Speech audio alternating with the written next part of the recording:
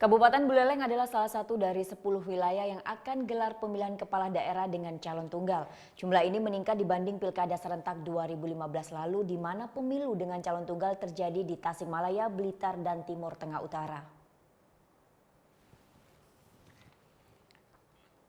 Pilkada serentak rencananya digelar 15 Februari 2017, diikuti oleh 7 provinsi, 18 kota, dan 76 kabupaten. Pada Pilkada serentak tahun depan, Kabupaten Buleleng bersama dengan 7 kabupaten lainnya gelar pilkada dengan calon tunggal. Selain itu, Kota Sorong, Papua Barat, dan Kota Tebing Tinggi, Sumatera Utara juga gelar pilkada dengan calon tunggal.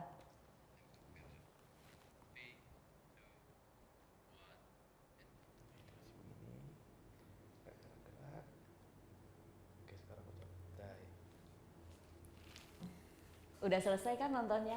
Nah, jadi jangan lupa buat like, komen, dan subscribe ya.